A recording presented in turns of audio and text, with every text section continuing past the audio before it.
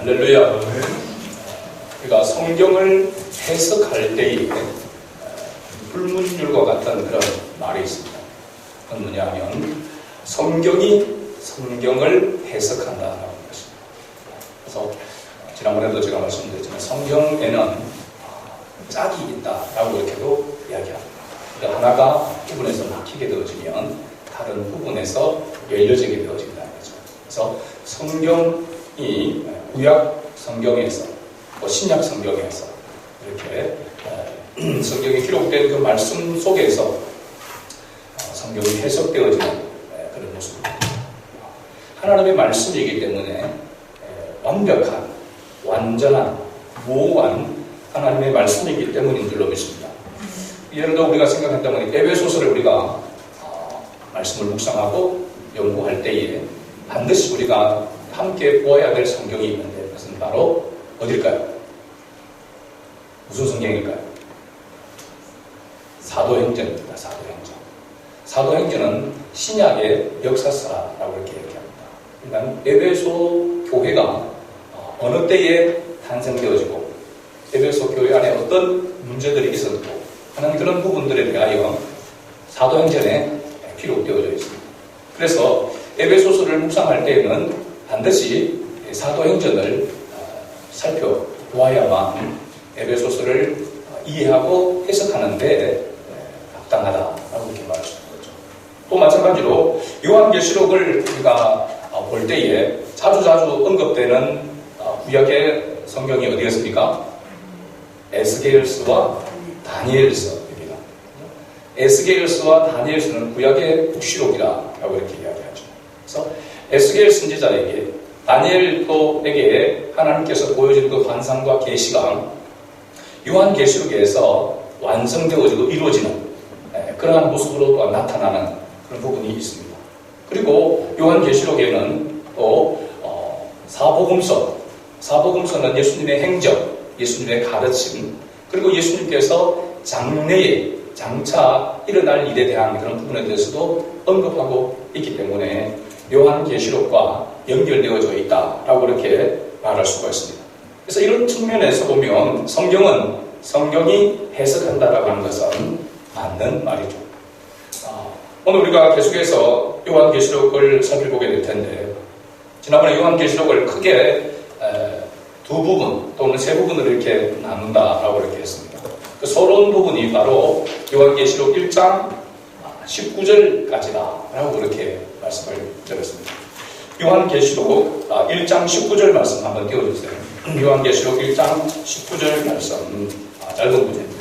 앞에 화면을 보고 같이 읽어봅니다. 그러므로 네가 본 것과 지금 있는 일과 장차 될 일을 기록하라. 아멘.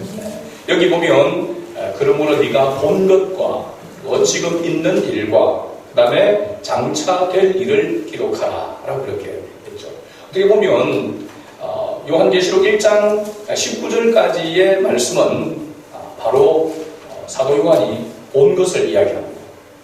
그 당시 바로 사도 요한이 직접 본 그런 부분을 이야기한다라고 한다면 지금 있는 그 당시에 있는 일을 이야기하고 있는 거죠. 거기에 대한 기록은 실질적으로 보면은 1장 20절부터 시작해가지고 5장까지라고 이렇게 말할 수 있습니다. 우리가 2장과 3장에서 무엇을 살펴보았습니까? 그 당시 소아시아 교회 7교회에 대해서 우리가 살펴보았습니다. 그 소아시아 7교회가 그 당시에 어떤 상태에 있는지에 대한 그런 부분들에 대해서 이야기하고 있고 그 교회의 모습이 바로 오늘날 우리가 교훈을 받아야 될 그러한 메시지다라고 하는 것을 살펴보았습니다. 그리고 4장과 5장 지난주까지 우리가 살펴볼 때에 4장과 5장에는 천상에서의 모습이 나타났습니다. 그 천상에서 모습 가운데 중요한 메시지가 뭐냐면 보좌에 앉으신 이의 오른손에 들려져 있는 무엇이었습니까? 두루마리죠. 두루마리. 그 두루마리가 있는데 그 두루마리가 7인으로 봉해져 있어서 그 인을 떼지 못하면 그 두루마리 안의 내용을 볼 수가 없다는 겁니다. 그래서 5장에서 보면 그 인을 뗄 자가 누구인가?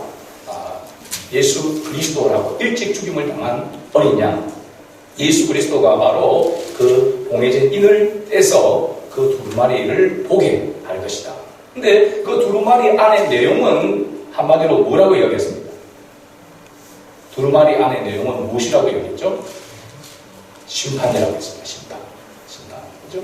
안에 재난과 그런 부분들이 있는데 한마디로 이야기하면은 심판이라고 했습니다.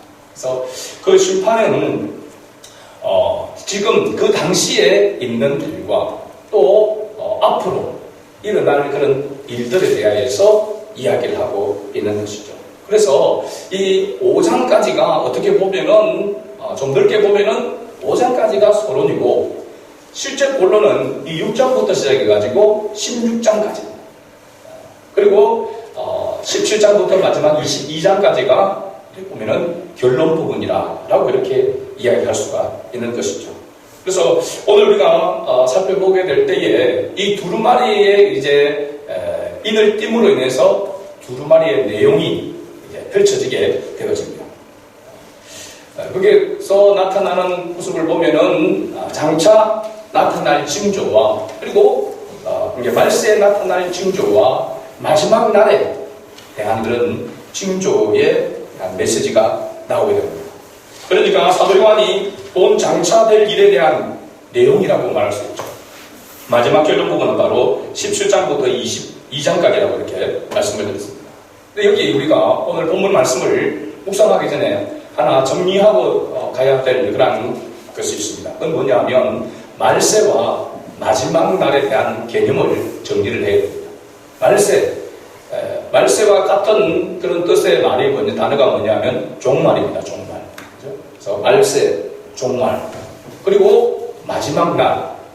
그다음에 지금 계속해서 앞으로 성경에 이제 등장하게 될 그 단어가 그 날입니다. 그 날. 이 부분에 대해서 그래서 말세와 종말을 하나로 생각해서 말세라고 이렇게 보게 되면 말세는 어느 때를 말하고 있고 그리고 마지막 날은 어느 때를 말하고 있는지를 분명하게 우리가 정리가 되어져야 이게 마지막 날에 대한 말씀인지 아니면 말세에 대한 그런 말씀인지가 구분을 하게 된다는 거죠. 말세는 종말은 어느 때를 이야기하냐면 예수님께서 육신의 몸을 입고 이 땅에 오시고 그리고 우리의 죄를 위해서 화목제물로 십자가에 죽으시고 3일 만에 부활하신 그래서 예수님께서 육신의 몸을 입고 이 땅에 오심과 죽으시고 그리고 그 이후부터 시작해서 다시 재림의 주님으로 심판의 주님으로 오실 그때까지의 기간을 말세라고 이야기하는 거죠. 그럼 우리가 지금 어느 때에 살고 있는 겁니까? 네, 말세 시대를 살아가고 있는 것이죠. 말세 기간이 있다는 것입니다. 그러니까 예수님 이후에 초대교회의 때도 그때부터 시작해서 또 말세였습니다. 그리고 지금도 말세. 그런데 그때와 지금의 차이가 뭘까요? 점점 더 마지막 날로 가까워져 가고 있다는 겁니다. 마지막 날은 바로 심판의 날입니다. 주님이 오시는 날이죠. 와서 심판하고 이 세상의 마지막 날을 이야기합니다. 그 마지막 때를, 그 마지막 날을 바로 그 날이다라고 그렇게 이야기를 하고 있는 것이죠. 그래서 오늘 본문 말씀을 우리가 생각할 때 이 6장 본론에서의 첫 이 부분은 바로 뭐냐면 말세에 나타날 징조에 대한 그러한 메시지라고 하는 사실. 그러면 예수님이 오셔서 십자가에 죽으시고 부활 성천하시고 난 그 이후부터 시작해서 다시 오실 때까지의 말세 기간이라고 한다면 지금 이 부분 가운데에서 어느 상황 가운데 어떤 지점 가운데 있는가라고 하는 것을 우리가 생각을 해야 합니다. 오늘 6장 1절과 2절 말씀 가운데서 보면 말세에 나타날 일에 대한 그런 메시지가 나오는데 처음에 1절에 보면 내가 봄에라고 이렇게 나옵니다. 누가 보았다는 겁니까? 사도 요한이죠. 그죠? 사도 요한이 보았다는 겁니다. 사도 요한이 봄에 어린 양이 7인 중에 하나를 떼시는데 1절에 말씀이 나오죠. 네 생물 중에 하나가 우리의 소리같이 말하되 오라 하기로 내가 보니 흰 말이 있는데 그 탄자가 활을 가졌고 멸관을 맞고 나아가서 이기고 또 이기려고 하더라. 우리가 읽었던 바로 본문의 말씀입니다. 그러니까 오늘 이 1절, 2절에 나타나는 이 징조는 말세에 나타날 그러한 일이라고 이렇게 말해주고 있는 것이죠. 바로 1절에서 보니까 드디어 봉해져 있었던, 7인으로 봉해져 있었던 그 두루마리의 인이 떼지기 시작합니다. 그러면서 이제 말씀이 열려지게 되는 것이죠. 그 안에 두루마리의 속에 감추어져 있던 말씀이 열려지게 됩니다. 근데 그 말씀이 누구를 통해서 나옵니까? 네 생물 중에 하나라고 했습니다. 네 생물은 뭐라고 했죠? 천사라고 했습니다. 근데 단순한 천사가 아니라 이 천사는 메신저와 그런 의미를 가지고 있습니다. 그래서 말씀을 이야기하고 있는 것이죠. 보여주고 있습니다. 우리의 소리라고 했습니다. 우리의 소리. 마치 천둥 번개 칠 때에 콩콩하게 천지를 그냥 진동시키는 그 소리와 같다라고 했습니다. 비슷하다라고 한 것이죠. 그죠? 그런데 실제적으로 보면 이 네 생물의 천사가 말하는 메시지가 언어로 나타나고 있습니까? 아니면 그림으로 나타나고 있습니까? 잘 읽어보면 1절과 2절을 보게 되시면 2절에 보면은 이에 내가 보니 흰 말이 있는데 그 탄자가 활을 가졌고 면류관을 받고 나아가서 이기고 또 이기려고 하더라. 이게 무슨 언어가 있습니까? 아니면 그림만 있습니까? 그래서 이걸 그림 언어라 이렇게 이야기하고 오늘 요즘으로 표현하자면 어떤 모습일까요? 동영상과 같다는 모습이죠. 동영상. 말소리가 없는데 그냥 모습으로 보여지는 것입니다. 그래서 환상 같은 그런 모습이죠. 우리 소리 같이 들렸다라고 하는 것은 그 보여지는 그 속에 있는 메시지가 또 그 메시지를 전하는 분의 그게 얼마나 장엄하고 또 엄중한 메시지인가라고 하는 것을 상징하는 표현이 바로 우리의 소리와 같다라고 이렇게 이야기하고 있는 것입니다.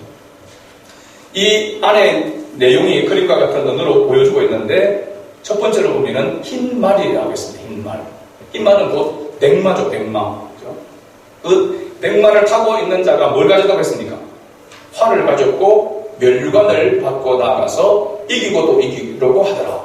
상상을 이렇게 한번 여러분 해보시기 바랍니다. 이 백마를 탄 자, 활을 가지고 면류관을 다 쓰고 나가. 어디로 나아간다는 거죠? 나아갔어야 했습니다. 지금 모습이 어떤 모습입니까? 백마를 타고 활을 가지고 그리고 면류관을 쓰고 나아갔다라고 하는 것은 전쟁을 하러 나갔다는 것입니다. 전장 속으로 나아갔다는 것입니다. 그러면 이 백마를 탄 자가 누굴까요? 예수 그리스도. 대부분이 우리가 생각할 때 예수 그리스도라고 봅니다. 예수 그리스도인지 한번 확인을 해봅니다. 힌트를 보면은 힌트는 활을 가지고 그 다음에 뭘 쓰고? 면류관을 쓰고 받아 쓰고 그 다음에 전쟁에 나아가서 이기고 또 이기려고 하더라 라고 하는 것이 힌트라고. 근데 이것만 봐가지고는 잘 알 수가 없어요. 요한계시록 19장 11절에서 16절 말씀 글씨가 조금 비슷하게 있어서 다 집어넣었는데 한번 같이 보면서 좀 빠르게 한번 읽어보도록 하겠습니다.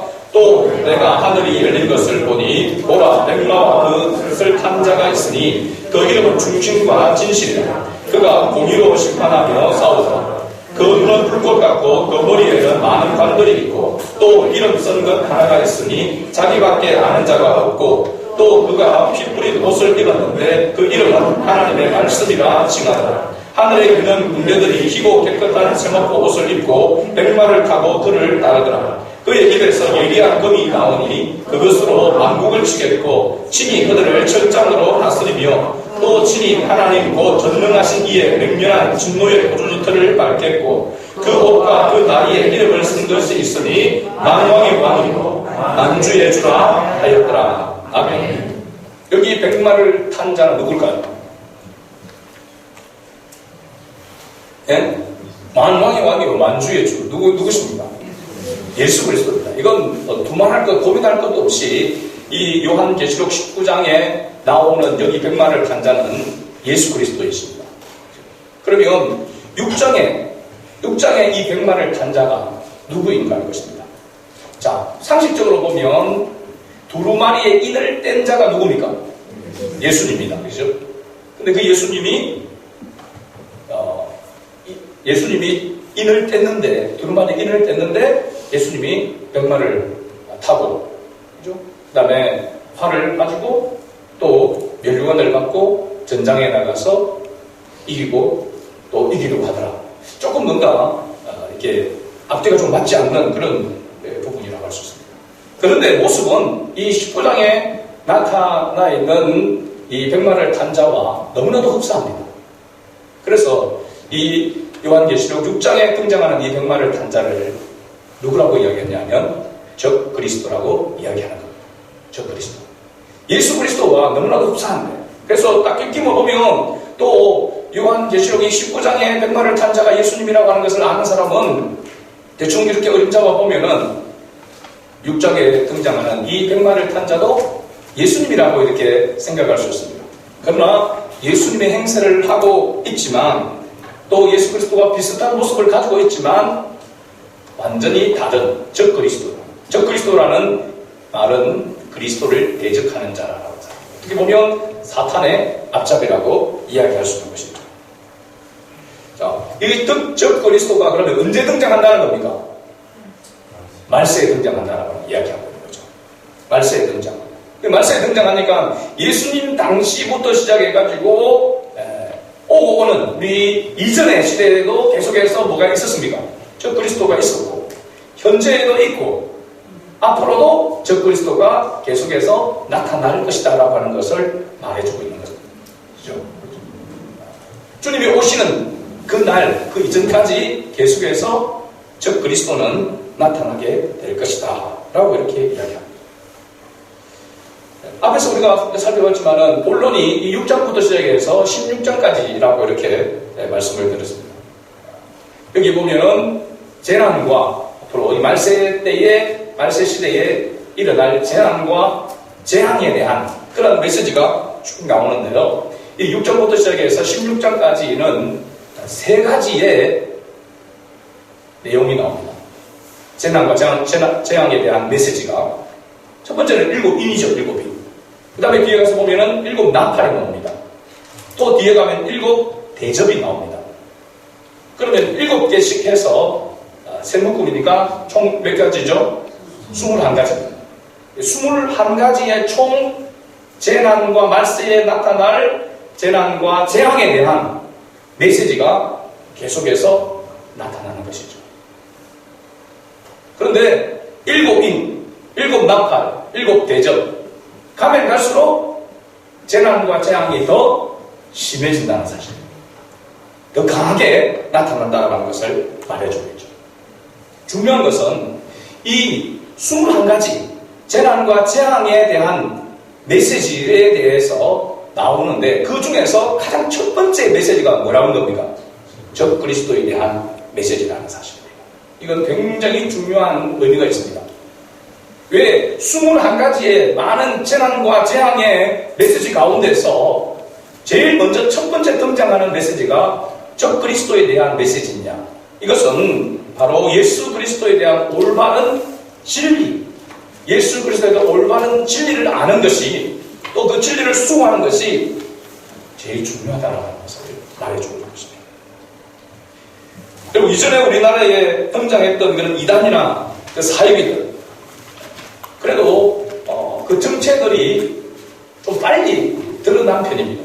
조금만 성경을 알고 성경에 대한 진리를 알면은 금방 이렇게 구별이 되는 그런 이단 사이비들이었습니다. 대표적으로 보면 여러분들은 세대를 잘 모르겠지만 신앙촌이라고 하는 박태선 그런 교주, 그 다음에 통일교 문선명, 또 그 후속으로 나오는 바로 안상홍 증인회, 하나님의 교회로 갈아타서 고생을 하고 있죠. 그리고 신천지 이만희, 또 그 중간에 보면은 JMS 해가지고 정명석, 이런 교주들이 등장을 이렇게 했습니다. 근데 이런 교주들이 보면 이전에 통일교나 이런 또는 조그만 성경을 알면 금방 이렇게 드러나게 되어 있습니다. 그런데 지금 이 신천지 때문에 한국 교회가 엄청난 폭력을 치렀습니다. 그건 이게 너무나도 흡사한 거예요. 그냥 설교 한두 번 들어가지고는 구분할 수가 없는 그러나 아주 치밀하고 아주 교묘한 그러한 것으로 나타나고 있다는 거죠. 그래서 어떻게 보면은 이단 사이비들도 시대가 가면 갈수록 점점 더 교묘하고 치밀하게 그래서 웬만해가지고는 구분하기가 어려운 그런 모습으로 계속해서 진화되어서 나타나게 될 것이다 라고 하는 것이 성경에서의 어떤 모습이라고 할 수 있습니다.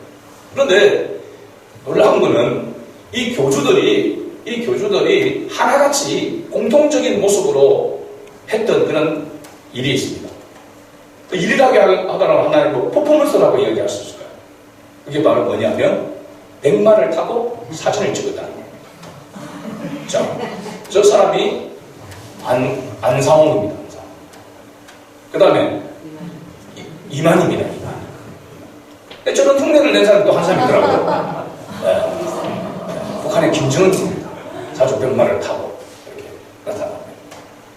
제가 재밌는 사진 하나 올리려 하다가 흉내 내는 것도 좀 그렇다. 예전에 어령의 그 중의사에 가서 곽재우 장군이 탔던 그 모형의 말이 있더라고요. 그거에 제가 올라타서 사진을 찍은 게 있었습니다. 그 사진을 올려놨다가 이건 흉내라도 내는 것도 이건 안 좋다 생각해서 제가 절제를 이렇게 했습니다. 근데 교주들이 하나같이 백마를 타는 이유는 뭐냐면 예수님의 흉내를 내는 거죠. 그죠? 이 요한계시록에 이단들이 항상 제일 먼저 강조하고 하는 그런 성경이 바로 요한계시록입니다. 그죠? 요한계시록에 나타나는 이 6장에 나타나는 백마를 탄 자, 그리고 19장에 나타난 백마를 탄 자, 이 흉내를 내는 것입니다. 근데 흉내만 내는 것이 아니라 실제적으로 그들이 백마를 탄 예수님과 같은 위치에 있다라고 이렇게 주장하는 겁니다. 예수님은 하나님과 우리 사이 유일한 중보자인 줄 믿습니다. 그렇죠? 그런데도 불구하고 그 자리에 예수님의 자리에 자기가 앉아 있는 것이죠. 그래서 자기 자신을 감람나무다, 생명수다, 어린 양이다 그렇게 하면서 예수님의 자리에 자기가 앉는 것입니다. 그러니까 이런 자를 뭐라고 이야기하는 겁니까? 적 그리스도라고 이야기를 하는 것이죠. 적 그리스도의 상징적인 모습이죠. 어떤 특정한 한 사람이 계속해서 적 그리스도가 아니라 적 그리스도는 이런 모습으로 그리스도를 대적하는 그런 모습으로 사람들을 미혹하는 그런 모습으로 진리를 곡해하게 만드는 그런 모습으로 계속해서 시대마다 나타난다는 사실입니다. 더 교묘한 방법으로. 그런데 왜 이런 적 그리스도들이 계속해서 교묘한 방법으로 나타나게 되는가? 누굴 미혹하기 위한 것입니까? 실제로 보면 세상을 미혹하기 위함도 있지만 더 중요한 것은 믿는 그리스도인들을 미혹하기 위해서 이렇게 적 그리스도들이 나타난다는 겁니다. 그럼 왜 하나님께서 이런 것들을 허용할까요? 진짜를 찾기 위한 것입니다. 진짜를 찾기 위한 거죠. 알곡을 찾기 위한 그런 모습이라고 할 수 있죠. 우리가 진리로 무장하고 하나님의 자녀로 무장하여 서 있지 않으면은 미혹을 받게 되는 것이죠. 일시적으로 미혹을 받았다가 다시 돌아오는 경우도 있지만 그 입은 해는 엄청난 것이라는 사실입니다. 그래서 그런 미혹에 빠지지 아니하고 건강하게 하나님께서 우리에게 주신 그 사명을 따라 살아갈 수 있는 그런 그리스도인으로 우리가 무장해야 될 줄 믿습니다. 그럼 다시 본문으로 돌아가서 그렇다면 백마를 탄 자가 즉 그리스도라고 했는데 이 자가 가지고 있는 무기에 대해서 그러면 살펴봐야 됩니다. 그죠? 첫째 무엇을 가지고 있었다고 했습니까? 활을 가졌다고 했습니다. 이 활을 가지는 그 이유는 그리스도 로마 신화에 등장하는 그리스도 로마의 신화에서의 최고의 신이 누구죠? 제우스입니다. 제우스입니다. 그 제우스의 아들이 누구냐면 아폴로입니다. 들어보셨죠? 그죠? 아폴로. 그 아폴로의 애용 무기, 아폴로가 항상 간직하고 들고 다니는 무기가 뭐냐면 바로 활입니다. 활. 그렇죠? 그래서 그리스도 신화, 로마 그리스도 신화는 여러분 그거 보고 믿으면 안 되고 그런 모습을 우리가 봅니다. 그래서 그 당시에 로마의 황제들이 바로 이 흉내를 낸 것입니다. 아폴로 신이 가졌던 그 활을 항상 가지고 소유했는데 그 아폴로 신이 가졌던 이 활이 어떤 모습을 강조하고 있냐, 바로 신적인 그런 모습을 강조하는 그런 모습입니다. 그래서 왕권을 강화하기 위한 그런 모습. 그래서 로마 황제들이 활을 들고 다녔다는 것입니다. 그러니까 백마를 탄 자가 활을 소지한 것은 자기의 신성을 선전하기 위해서, 나는 그냥 인간이 아니다, 나는 신이다 라고 하는 것을 이야기하는 거죠. 그래서 이단 사이비 교주들이 하는 말이 자기는 죽지 않는다, 죽어도 다시 살아난다 라고 이야기했어요. 박태신도 그렇고 안상홍도 마찬가지고. 근데 아직까지 안 살아나고 있습니다. 살아날 수가 없죠. 그렇죠? 그럼에도 불구하고 사람들을 미혹할 때는 자기가 신성을 가지고 있다, 일반 인간하고 다르다라고 하는 것을 얘기했어요. 그래서 통일교 문선명도 자기 자신, 나는 감람나무다라고 했어요. 시들지 않냐, 감람나무와 같다라고 이렇게 이야기했죠. 그리고 이 백마를 탄 자가 뭘 받았다고 했습니까? 면류관을 받았다라고 이렇게 했습니다. 이 면류관은 헬라어 원어로 보니까 스테파노스라고 하는 단어인데, 이것은 전쟁이나 또 운동 경기에서 승리한 자에게 씌워주는 그런 관입니다. 승리의 바로 면류관이죠. 중요한 것은 이 면류관을 쓰고 있는 사람이 어떤 모습을 하고 있냐는 것입니다. 자, 활도 가지고 면류관을 받아서 쓰고, 그리고 전쟁에 나아가서 어떻게 하고 있습니까? 이기고 또 이기려고 하더라. 그럼 여기에 보면 이기고 또 이기려고 하더라라고 하는 말은 완전히 이겼다는 것입니까? 이기지 못했다는 것입니까? 아직도 완전히 이기지 못하고 이기려고 발구등을 치고 있는 그런 모습이라고 할 수 있습니다. 완전한 승리를 하지 못한 상태인 것이죠. 그러면 승리를 한 자만이 관을 쓸 수 있는데 승리도 하지 않았는데 관을 쓰고 있다는 거예요. 그래서 이 부분이 바로 저 그리스도라고 하는 것을 나타내주는 바로 부분이라고 할 수 있는 거죠. 예수님은 어떻습니까? 예수님은 이기려고 애쓰는 것이 아니라 이미 승리자이십니다. 세상 만물을 창조하신 하나님이시고 모든 것을 다스리고 통치하시는 하나님이십니다. 예수님이 이기려고 애를 쓰고, 예수님은 승리자이십니다. 그런데 여기는 이기는 부분도 있고 또 계속해서 이기려고 애를 쓰고 있는 그런 모습이다라고 하는 거죠. 그러니까 예수님하고 비슷한 것 같은데 아니다라고 하는 것입니다. 가짜라고 하는 것을 이야기해주고 있는 것이죠. 그래서 이 백마를 탄 자가 예수 그리스도가 아님을 우리가 분명히 알 수 있는데, 그러면 이 백마를 탄 자는 무슨 목적을 가지고 있는 것일까? 말세가 오면 가장 큰 재앙과 이 재앙의 원인이 여러분 경제적인 부분이라고 이렇게 생각합니다.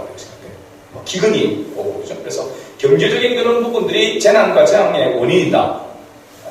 어떤 그런 부분도 있을 수 있겠죠.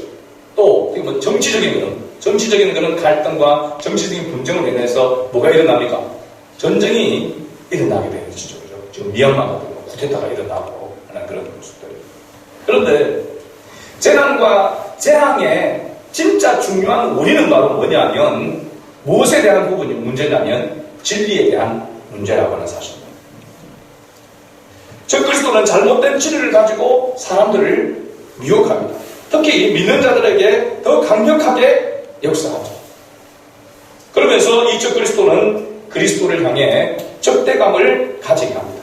지금 우리가 살고 있는 이 시대, 지금 코로나19로 인해 가지고 엄청난 적대감들이 형성되고 있습니다. 교회가 잘못하는 그런 부분도 분명히 있습니다. 그죠? 방역 수치나 이런 부분에서 여러 가지 부족한 부분이 있고 잘못하는 부분이 있어서 해를 끼치는 그런 부분이 있습니다. 그러나 그건 지극히 소수적인 그런 부분이죠. 그런데 절대 다수 모든 교회가 다 세상 사람들로부터 적대감을 가지고 있습니다. 그러니까 지금 이런 시대적인 이런 모습을 보게 되어지면 말세가 지금 우리가 살아가고 있는 이 말세의 시대가 어디로 점점 더 가까워 가고 있다는 것을 알 수 있습니다. 마지막 날을 향해서 점점 더 가까워오고 있다고 하는 것을 우리에게 말해주고 있는 것이죠. 앞으로 더 계속해서 어떻게 보면 교회 또 그리스도인들을 향하여서 멸시와 또 조롱과 또 경멸하고 대적하는 이런 사회 문화적인 풍조가 계속해서 형성될 것이라고 하는 사실입니다. 어떻게 보면 교회가 어떤 봄날을 다시 맞이할 그런 때가 앞으로는 많지 않을 거라는 것이죠. 그보다는 훨씬 더 박해를 받고 핍박을 받고 사회적으로 조롱을 당하고, 그래서 많은 사람들이 그냥 낙엽이 우수수 떨어지는 것처럼 떨어져 나갈 것이라는 것이죠. 이게 말세지 말에 나타날 그런 하나의 모습이라고 하는 것을 이야기해 주고 있습니다. 그런데 주님은 어쩔 수 없다. 사회 풍조가 그러니까, 사회 분위기가 그러니까 그냥 그 분위기에 휩쓸려서 그렇게 나아가야 된다라고 말하고 있지 아니하고, 이 세상 속에서 우리가 그리스도인으로 서기를 원하신다는 사실입니다. 그래서 그 이 길은 넓은 길이 아니요 좁은 길이라고 이야기하고 있는 것이죠. 정말로 진리로 무장하여서 확고한 진리 가운데 무장하여 있지 아니하면은 넘어질 수밖에 없다라고 하는 사실입니다. 그렇다면 말세에 나타난 이 이단 사이비 적 그리스도를 우리가 어떻게 분별해야 하는가? 어떻게 분별해야 하는가? 요한 1서 4장 1절에서 3절 말씀해 보면은 이렇게 기록하고 있습니다. 요한 1서 4장 1절에서 3절 같이 읽어봅니다. 사랑하는 자들아, 영을 다 믿지 말고 오직 영들이 하나님께 속하였나 분별하라. 많은 거짓 선지자가 세상에 나왔습니다. 이로써 너희가 하나님의 영을 알지니 곧 예수 그리스도께서 육체로 오신 것을 시인하는 영마다 하나님께 속한 것이요 예수를 시인하지 아니하는 영마다 하나님께 속한 것이 아니니 이것이 곧 저 그리스도의 영입니다. 오리라 한 말을 너희가 들었거니와 지금 벌써 세상에 있느니라. 아멘. 사도 요한이 쓴 편지입니다. 요한에서 여기 보면 영을 다 믿지 말라라고 얘기하면서 그 영이 하나님께 속하였나 뭐라고 했습니까? 분별하라고 했습니다. 분별. 그래서 마지막 때를 살아가는 우리에게 있어서의 간구하고 기도해야 될 중요한 것 중에 하나가 뭐냐면 분별의 영을 달라는 것입니다. 분별의 영을 달라고 하나님 앞에 기도해야 됩니다. 그런데 이 분별의 영은 분별의 영을 주시옵소서 던져주는 것이 아니고, 이 분별의 영은 말씀을 깨닫는 것입니다. 진리의 말씀을 깨달아서 진리로 내가 무장하여 있으면 구분이 되는 것입니다. 우리가 이단이나 사이비들을 다 구별할 수 없습니다. 다 모릅니다. 그러나 가장 중요한 것은 내가 올바른 진리 가운데 바로 서 있으면 어떤 이단이든지 그 부분들을 우리가 분별할 수 있다라고 하는 사실입니다. 근데 내가 확고하게 진리로 무장하여 있지 않으면은 이 사람 이야기 들으면 그런가? 저 사람 이야기 들으면 그런가? 그리고 내 형편과 환경과 내 상황에 따라서 그죠? 또 미혹될 수 있는 그런 부분들이 생겨난다는 사실입니다. 그러나 진리에 대한 확고한 무장이 되어 있으면은 어떤 상황에서 어떤 모습으로 이단이 미혹을 해도 구별해내고 분별해낼 수 있다는 사실입니다. 그리고 우리가 하나님 앞에 기도할 때에 우리가 하나님의 뜻을 깨닫고 하나님의 뜻을 살자라고 하는 이유가 바로 뭐냐면 진리의 말씀을 바르게 깨달아야 우리가 분별하고 미혹에 빠지지 아니하고 하나님의 뜻을 따라서 살아갈 수 있기 때문입니다. 사도 요한이 뭐라고 했습니까? 벌써 적 그리스도가 있고 했습니다. 벌써 적 그리스도가 나왔다고 했습니다. 사도 요한 그 시대에도 적 그리스도가 있었습니다. 그 이후에 있었고 오늘날도 있고 앞으로도 있을 것입니다. 근데 그때보다 지금은 더 어떻습니까? 더 경하고 더 치밀하게 미혹할 것이라는 것이죠. 그래서 우리가 더 많이 무장하여 있지 않으면은 미혹당할 수밖에 없다는 것입니다. 여러분 순천시 때문에 교회 안에 직분자들이 또 중직자들이 미혹되어지고 어떤 때는 목회자도 사모도 미혹되어져 가지고 넘어갔던 그런 일들이 너무 많았습니다. 하나님 앞에 우리가 직분 때문에 구원받는 것이 아닙니다. 하나님의 진리의 말씀으로 무장하여 있지 않으면 누구도 장담할 수 없다는 사실. 누구도 넘어질 수 있다는 것이죠. 그래서 우리가 하나님의 말씀으로 무장해 있어야 합니다. 가장 중요한 건 이단 사이비들의 가장 핵심적인 진리는 바로 뭐냐면 예수가 그리스도이심을 인정하지 않는다는 사실입니다. 이만희가 백마를 타고 안상호가 백마를 타고 있는 걸 갖고 있잖아요. 그건 자기가 누구라는 겁니다. 자기가 예수라고 하는 것입니다. 그런데 예수 그리스도, 우리의 구원자, 우리의 유일한 대속자신 예수 그리스도를 인정하지 않는다는 것입니다. 그러니까 뭐죠? 저 그리스도예요. 저 그리스도인 것이죠. 사이비, 이단 사이비라고 우리가 표현하지만 그 속에 역사하는 배후의 세력은 바로 저 그리스도요 사탄이라고 하는 것을 우리가 알아야 하는 것이죠. 그래서 예수님을 뭐 4대 성인 중에 하나로 또 도덕군자론으로 도덕적 혁명가로 그렇게 하면서 예수님의 신성과 예수님의 인격, 인품을 약화시키는 그러한 일들을 누가 하느냐 하면 바로 저 그리스도가 하는 것입니다. 기독교는 그리스도로 시작해서 그리스도로 끝나는 종교라고 할 수 있습니다. 그럼 하나님의 말씀이 처음부터 시작해서 마지막까지 성경 66권의 전체적인 핵심 단어가 바로 뭐냐면 예수 그리스도이십니다. 예수 그리스도로 시작해서 예수 그리스도로 끝나는 것이 바로 성경이요 하나님의 말씀입니다. 그런데 그 자리에 다른 어느 누구가 거기에 들어갈 수 없다라고 하는 사실입니다. 그런 어떤 비슷하게 들어가는 그런 모습이 있다면 그것은 바로 저 그리스도라고 하는 것을 말해주고 있습니다. 그리고 코로나19의 백신을 맞으면 666을 맞는 거라고 해서 맞으면 안 된다. 그럼 그게 사입입니다. 그런 말. 그럼 666이라고 하는 이 상징적인 숫자는 신앙의 우리의 고백이 잘못된 것입니다.